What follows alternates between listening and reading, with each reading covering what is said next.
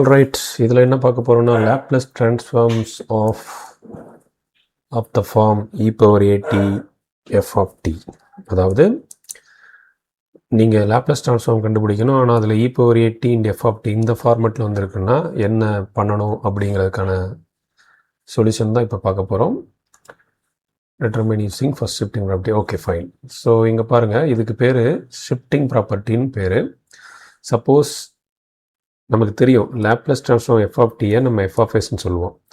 இப்போ e power ஏட்டின் f of டியோட லேப்லஸ் என்னன்னு பார்த்தீங்கன்னா f of s minus a. இங்கே ப்ளஸ் ஏ வந்துச்சுன்னா இங்கே மைனஸ் ஏ வரும், f of s minus a. Okay, இதை ப்ரூவ் பண்ணுறது பார்க்கலாம். நமக்கு தெரியும் லேப்லஸ் ட்ரான்ஸ்ஃபார்ம் எஃப் ஆஃப் டிக்கான ஃபார்முலா இது. This is equal to f of s. இப்போது Laplace transform e power a t f of டின்னா, இப்போ இங்கே எஃப் ஆஃப் டின்னா ஜஸ்ட் எஃப் ஆஃப் டி அப்படியே போட்டுடுறோம்.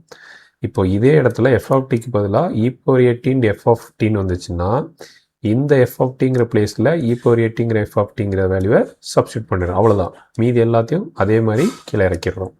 ஓகே, இப்போது இது ரெண்டுமே இ பவரில் இருக்கிறனால இதை என்னால் எப்படி எழுத முடியும்னா e power minus of s minus a into டின்னு போடலாம். ஓகேவா? இப்போது இது உங்களுக்கு எஃப் ஆஃப் எஸ்னா இந்த ரெண்டு ஈக்குவேஷனுக்கும் உள்ள ரெண்டையும் கம்பேர் பண்ணி பாருங்கள், எது டிஃபர் ஆகுதுன்னா இந்த மைனஸ் எஸ்டிங்கிற இடத்துல minus of s minus a into டின்னு இருக்குது. அப்போது இது எஃப் ஆஃப் எஸ்னா இது எஃப் ஆஃப் எஸ் மைனஸ் ஏ.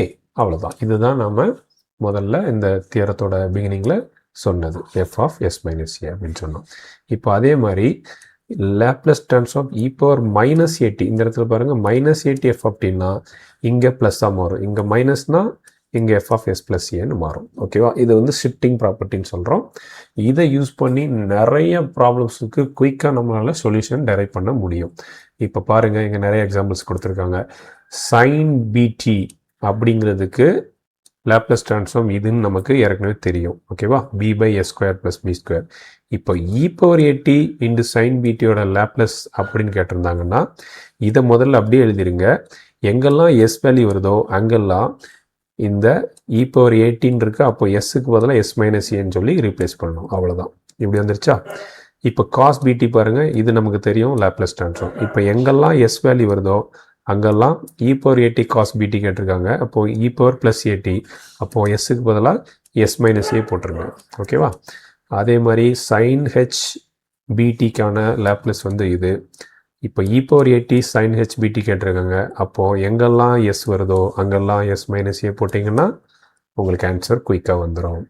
அதே மாதிரி காஸ் ஹெச் பிடி கொடுத்துருக்காங்க. ஓகேவா? காஸ் ஹெச் பிடி அதனுடைய லேப்லஸ் நமக்கு தெரியும்.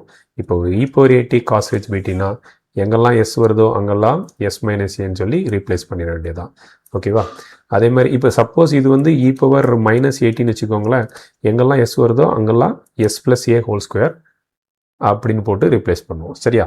இப்போ இங்கே பாருங்கள், Laplace transform T power N வந்து நமக்கு தெரியும் gamma of N plus one by S power N plus one.